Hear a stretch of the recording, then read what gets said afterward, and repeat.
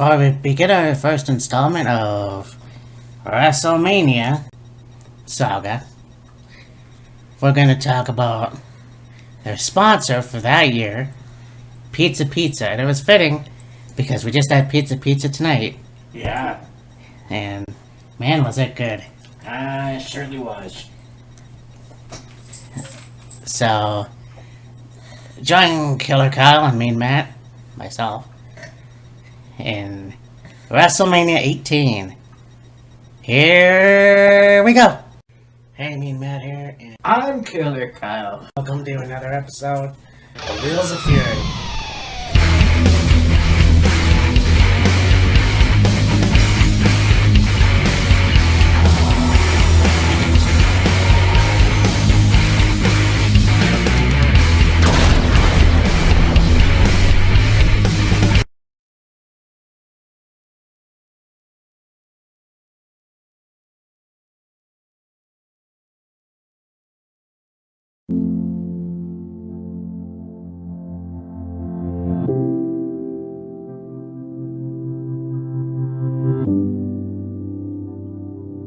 Hola, this is me and Matt, Killer Kyle, and welcome to Wheels of Fury.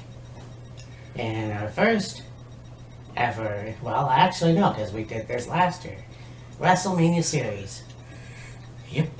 Because it's March, so I figured, well, we do have some pay-per-views in between, but fuck it, we'll also fit in.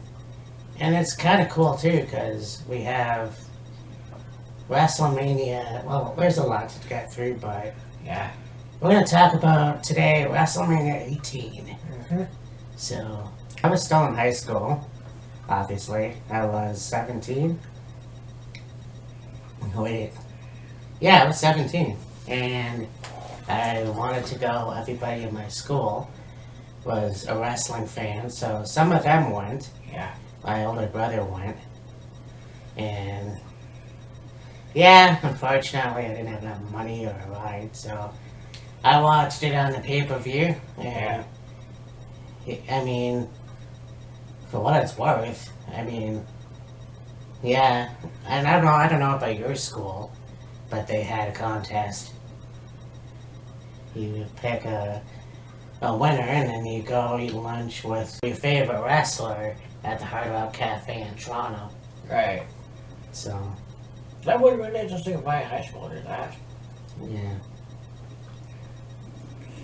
Yeah, sadly that wasn't the case. Well,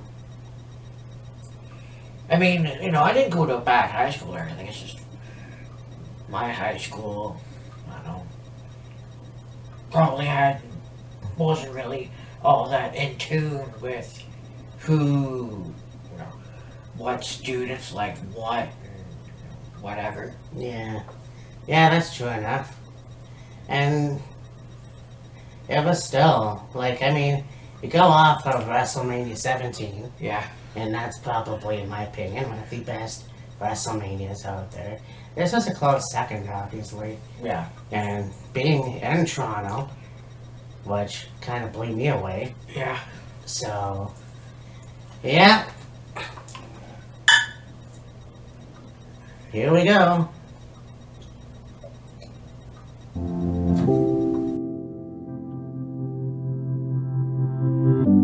So we begin with the European Championship. You have Diamond Dallas Paige versus the champion of Europe, Christian.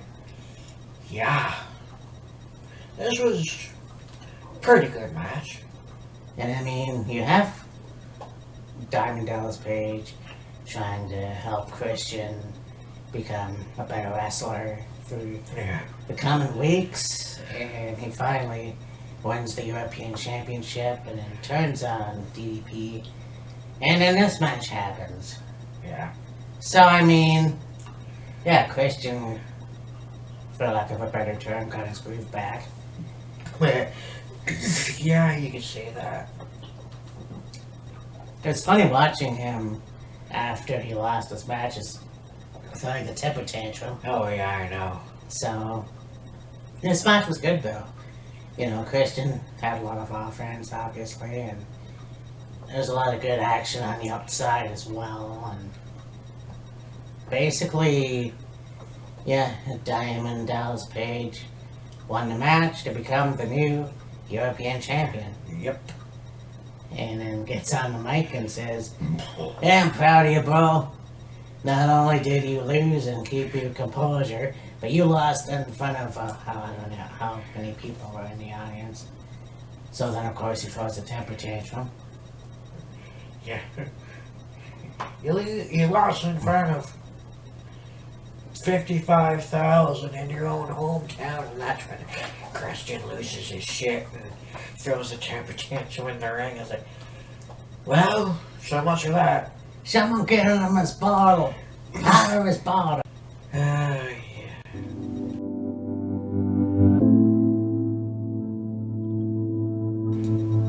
So next we have Goldust versus Maven For the hardcore title. Yeah. This was cool too. I mean, I give a lot of shit to the 24/7 title being defended in an actual match, when in reality, the hardcore title was kind of the same thing at times. But the biggest difference between the hardcore title and the 24/7 title, the hardcore title was treated as an actual championship. The 24/7 championship was a fucking prop. True. Yeah. But this was cool because, I mean, you have Maven, the winner of Tough Enough. He had an awesome entrance at the Royal Rumble. He eliminated The Undertaker. So I had a feud with him for a while. Yeah. And then you have the thing with him winning the hardcore title. Thanks to the help of Al Snow. Yeah. So this match was good too. And I mean, you gotta look at Goldust, and, you know, this was kind of like interesting time because he was much more vicious at that time. Yeah. But this was cool as well. You also had Al Snow get involved with Spike Dudley. Yeah. And then during the night, you would have, well, Maven won. Or no, Spike won. Right. And then you had a backstage segment with Al Snow in a golf cart. And then you had Christian win. And then you had Molly Holly win. Yeah. Well, actually, it was Hurricane. Then And then Molly. Holly. And then finally Christian. Yeah. And then I think Maven and somebody did. Right. And then they took off in a limo. Yeah. So, yeah, I mean, what a good night for that. You know, just kind of interesting to see a guy that came from being a teacher to now being a professional wrestler. Yeah. Now he's working somewhere else, out of the business, but he still looks fucking stacked. Well, I'm sure he does. Yeah. The one thing about Maven in the WWE, yeah, he had a fairly good run, but it was short. Yeah, and that's the thing too. And I mean, his whole heel turn thing wasn't that good either. So I mean, yeah, he left shortly after, and again was never a part of the wrestling business ever. Yeah. So, and then of course Goldust. Now he didn't really have much of a title reign except for Take Team Gold. Yeah, pretty much. So, you know, it was still a good match and still fun to see the progression through the night. Yeah. I mean, you look at a year before, and it wasn't too much of that. Yeah. So.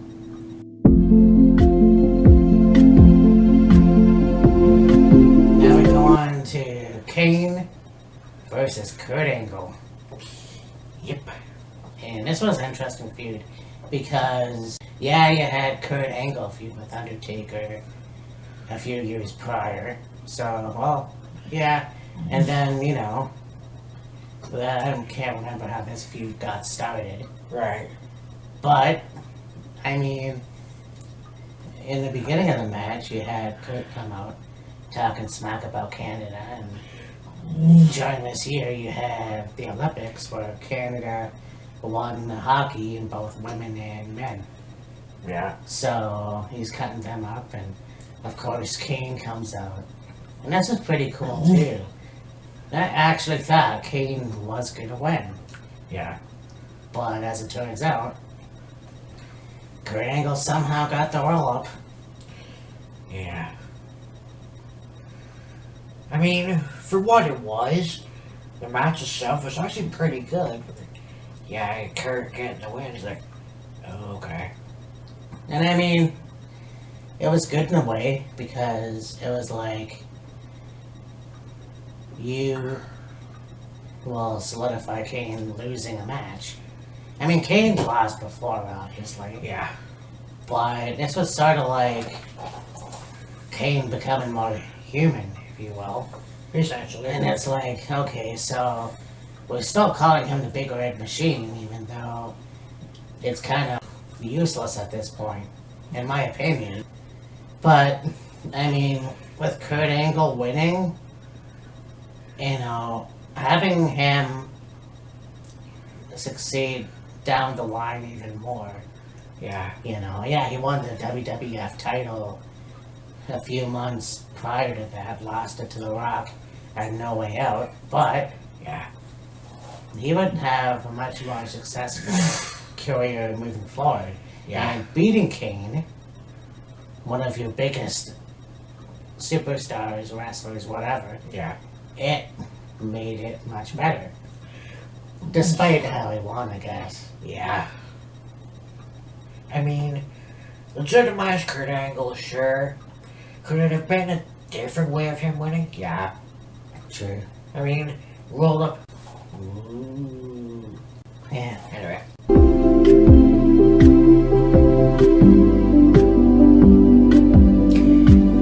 So next we go on to a no disqualification match with Kane's brother, The Undertaker, and Ric Flair, the dirtiest player in the game. Woo! And yeah, this is an interesting story because you have Undertaker wanting to take on Ric Flair after Ric Flair screwed him somehow. And Ric Flair kind of saying, no, I'm not going to wrestle you. Not going to happen. So, Undertaker attacks Arn Anderson, makes him bleed. Undertaker makes David Flair bleed. Beats him up. Still nothing. Well, except for, well, okay, when he beat up his son, yeah, Ric Flair decided he wanted a match. Yeah. So then that meant that he couldn't be the commissioner, or, yeah, commissioner, I guess, SmackDown. So, basically, you know, he got his match, and this was actually a very good match, because, I mean, you look at Royal Rumble, and this was Ric's first wrestling match in, let's say, I think 2000, maybe. I think so. And so, well, no, because WCW closed its doors in 2001. Yeah. So, yeah, his last match was with Sting. Yes. So then, this was also No Holds Barred. And interesting how you have Rick kind of take control. He has the lead pipe, Yeah. and he's hitting the Undertaker. And then, you know, Undertaker finally gets retaliation, and he throws him on the outside, and it just sits him on the chair and says, now we go to school. And then, basically, Ric Flair's his bitch for the next few minutes. Yeah. And so, I mean, yeah, I mean, as much as Ric Flair tried to dominate in this match, it was kind of more or less in Undertaker's favor, even though Mark kind of hurt his back. Yeah. So he couldn't do, like, he tried to do a blast ride in the first attempt, and that didn't work. Yeah. So Arn Anderson did come in, do a spine buster to Taker, and then left. So I was like, okay. Yeah. And yeah, so basically tried to do the last ride again. That didn't work, so he settled for a tombstone, and with a crimson mask won the match. Yeah. And what was interesting was he left the ring, he's on the apron, and he counts to 10. Which I didn't really realize at the time. That, yeah, this was actually his 10th win at WrestleMania. Yeah, that's when the streak was acknowledged. Yeah. That was the first time the streak had been acknowledged. Up until the first 9 victories, there wasn't really anything mentioned of, an undefeated streak. And then, you got Taker beating Ric and going out of the ring and holding up 10 fingers. And it's like, okay, that's when the fuse was lit. And it's like, okay, we've got something here, let's run with it. Yeah. I mean, could they have done it sooner? Yeah. Yeah. But maybe 18 was the catalyst for, okay, he's got 10 wins at WrestleMania now. Let's have him acknowledge it, and then we'll go from there. Right. And you're watching Mark Calloway on the Stone Cold sessions, and he said, Vince goes up to him. He goes up to Vince, and it's like, I don't have a match for WrestleMania. So he goes, okay, well, here's the thing. You can either wrestle Rob Van Dam or Ric Flair. And he didn't get Ric Flair out all the way when Undertaker goes, I want him. Alright, let's have her with Ric. And he goes, well, what about Rob Van Dam? Oh, I got plenty of time to work with him. I want to work with Ric Flair. And funny enough, after the match, Ric actually thanked him for giving him his confidence back. Yeah. Which I thought was pretty cool. I mean, you have fucking Ric Flair. Mm-hmm. And like him or not, he is a legend in the business. Oh, hands down. For him to not be confident is kind of like, what the fuck? Yeah. So, yeah. And, talk about this match, and, Ric thanking Undertaker for giving him his confidence back, so to speak. And then you look a little bit later to when Evolution was formed, Yeah. and watching the Ruthless Aggression episode where they talked about the formation of Evolution and how Triple H was talking about. Ric wasn't the man he used to be. Something was off with Ric, and he just wanted to kind of work with Ric and help him get the confidence back. And, then Evolution came along and it went from there. Yeah.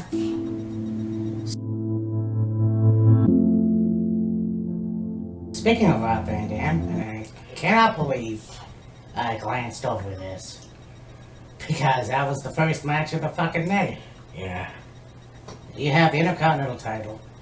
You've got Rob Van Dam versus William Regal. Yeah. And, talked about this when we did our WrestleMania 17 review, and I said that WrestleMania 17, William Regal went in to challenge for the WWE Intercontinental title. Whereas WrestleMania 18, he was already the Intercontinental champion. Yeah. So, that was pretty cool. But I mean, you look at this too, and Rob Van Dam's first WrestleMania since coming back to the company. Yeah. And it's like very fucking cool. Yeah. This match was awesome. And I mean, you look at it this way because Royal Rumble, you had William Regal beat Edge to become the Intercontinental Champ. And so he goes in and faces Rob Van Dam. And then another way to look at it as well, you have WCW versus ECW Yeah. in WWF. Yes.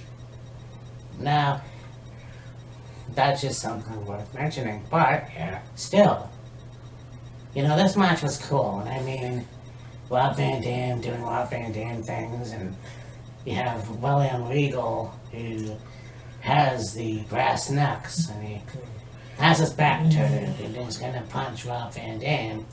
You have Rob Van Dam doing this, you know, William Regal unaware. So he turns around and eats a roundhouse kick, which drops the brass knuckles. Yeah. And then, of course, you know, Rob Van Dam takes control of that, does the 5-star frog splash, and becomes the new Intercontinental Champion. Yep. Now, I mean, you have the Regal stretch applied, but that didn't seem to work. Right. So, I mean, yeah, it was really cool to see Rob Van Dam as the Intercontinental Champion. Mhm. And being in the company, he was Intercontinental Champion at least 3 times. Yeah. About that. Yeah, 3 times or something like that. Like, I don't know if people forget about that, but he's had a lot of classic matches. Oh, yeah. Regal and Christian and Eddie Guerrero. Yep. Man. Yeah, Rob Van Dam had many, many great matches in his time in the WWF, WWE. Yeah. Now, speaking of Edge, you got Edge and Booker T. Yeah, this story was kind of stupid. So you have this whole thing where Edge is doing a commercial in Japan. I don't even think it was real. But anyways, a commercial, a shampoo commercial. So Booker T tried to get involved. So this match is going to happen. And we both know Edge is from Toronto. Yes. Yeah, he was in the middle of the card. Whatever, you know. It is what it is. But this was a fairly good match, too. Yeah. And I mean, you even had Edge do the Edge already. So, Yeah, that's Rudy. but yeah, this was cool. And I think that, you know, if Booker T won, that would have kind of, I don't know, it would have been sour. Yeah, I guess, yeah. you know. In my opinion, I mean, that kind of is what happens when you wrestle in your hometown. You lose. In WWE, Most times. in WWE form, but Yeah. Edge hits the spear, does the win, and wins for his hometown. And I thought that was pretty fucking cool, to say the least. Yeah. It would have been cool if he came out and, like, again, I had his trench coat on and shit, but, like, maybe a Maple Leaf shirt or something. Yeah. Blue Jays, but, Maple Leaf jersey. yeah, something like that. Yeah. But this was a really good match. Yeah. For sure. And now you have this one. And this was controversial in itself for a lot of reasons. I mean, here's NWO Scott Hall versus Stone Cold Steve Austin. Yeah. And during this time, I mean, Steve wasn't in a good place. No.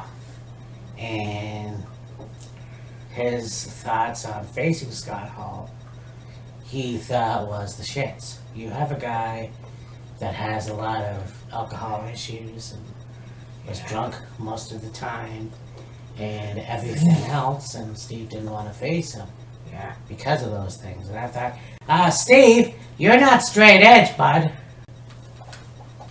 So, Yeah. anyways, yeah, and then this was kind of just a mediocre match. Yeah. Disappointing because Kevin Nash wasn't used properly, I think. Yeah. And maybe it was because he had a bad hip. I know there was a reason, but he did go out on ringside during this match, and he did get involved quite a bit. Yeah. But you talk about The Rock selling the stunner. Yeah. Fucking Scott Hall, man. Scott sold it pretty well. Yeah. I mean, nobody could sell the stunner better than Rock, but Scott came pretty close. Yeah. I mean, Austin hits Scott with a stunner. Scott kind of weeble wobble. So Austin gets up, boots him in the gut, drops him with another, and Scott kind of comes off his feet and falls back. It's like, okay, that one was pretty good. Yeah.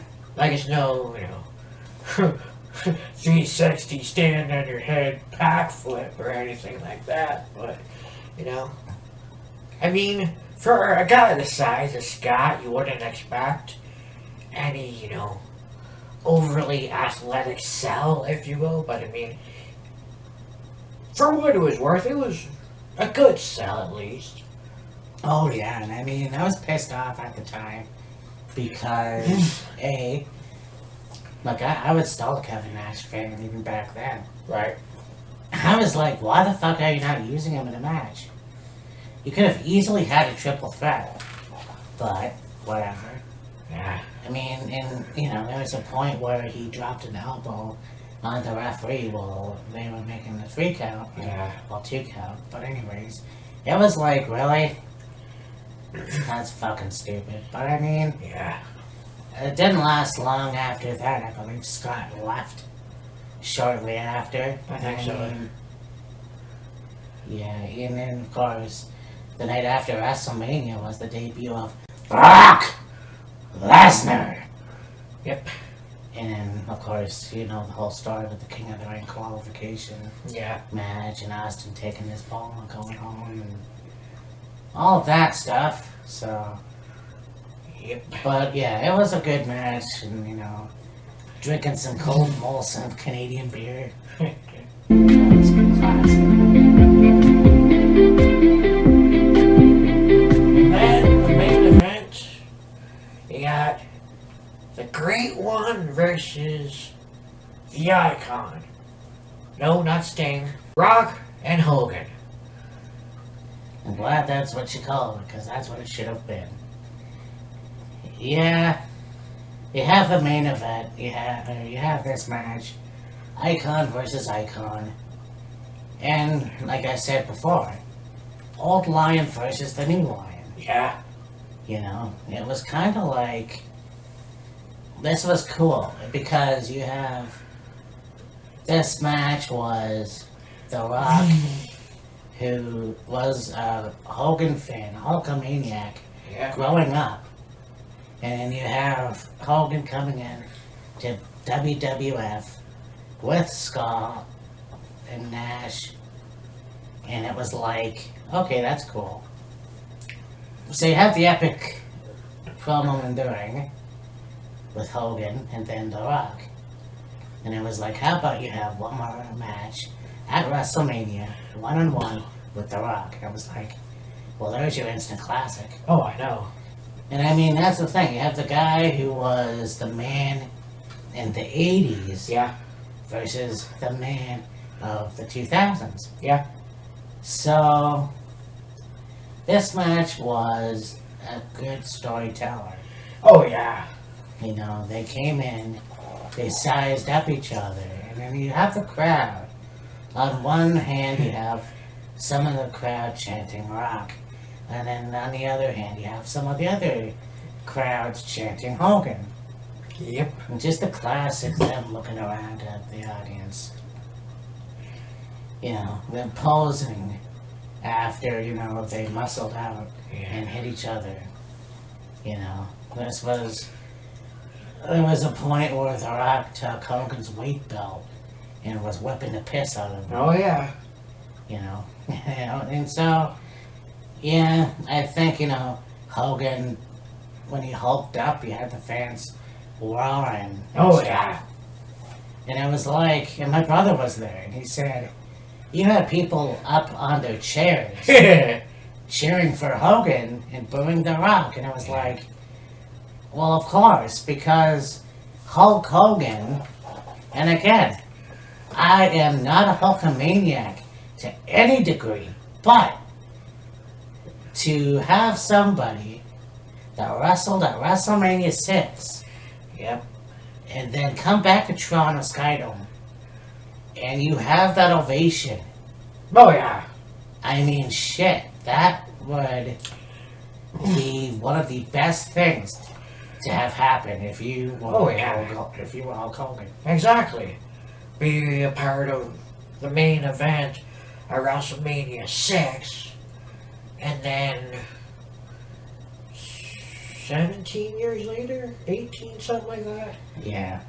be in the main event in the same city and the same building at WrestleMania, I guess a different opponent, and to get that kind of reception, you'd be on cloud fucking 9.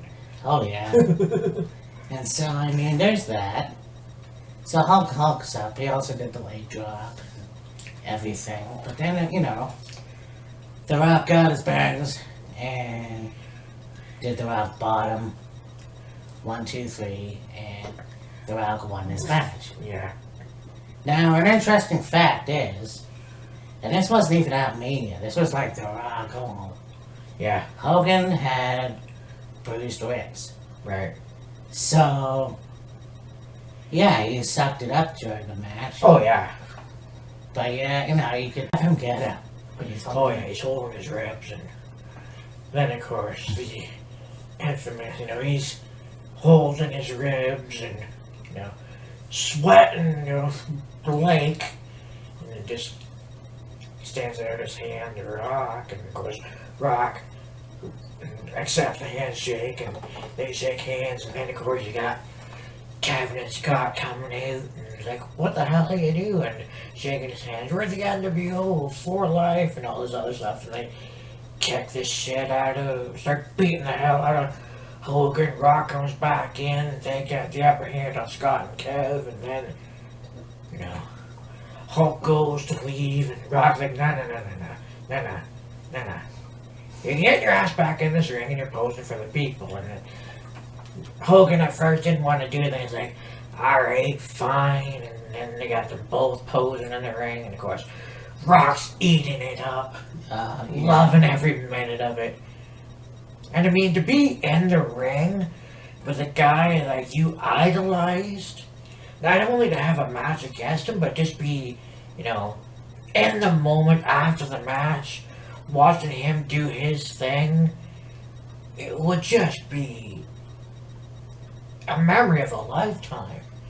Yeah, you know, you had Rock almost break down at the ramp, holding Hogan's hand up, and it's like, yes, and I felt that emotion, like, this is your childhood hero, Oh, I know. and you're wrestling him, not only that, but you're posing with him.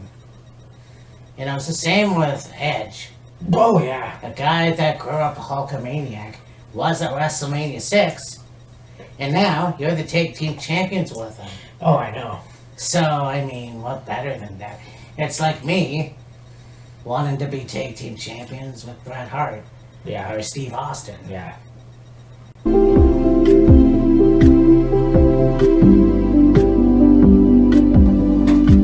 So, after that epic match, you have this 6-man tag match.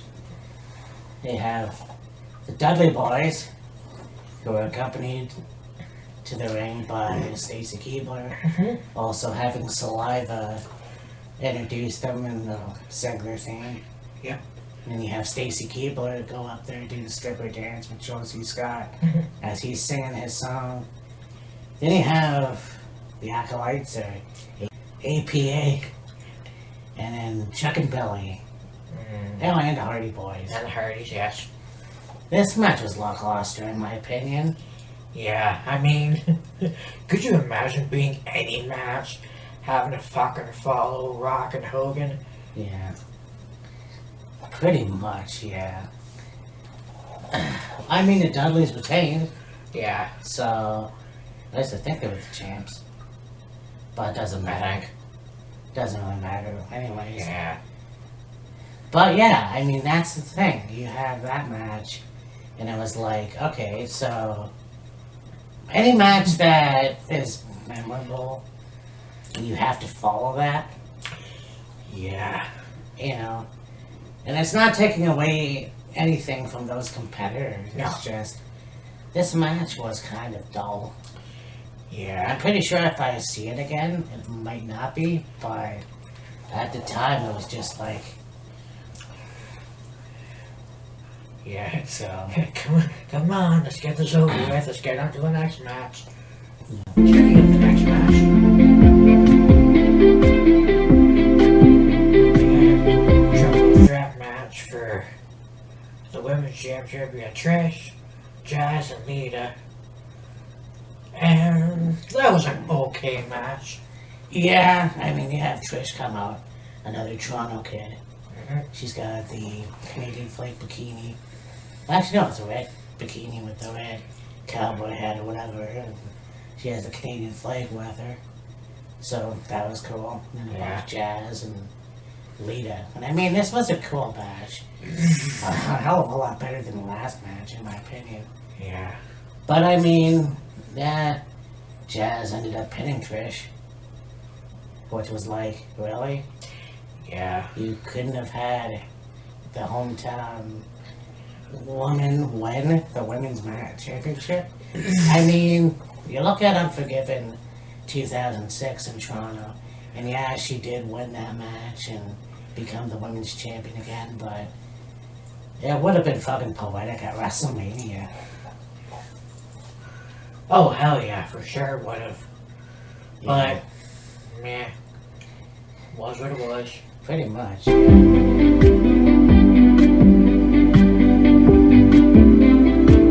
So now you have the Undisputed Championship match, the co-main event, if you will.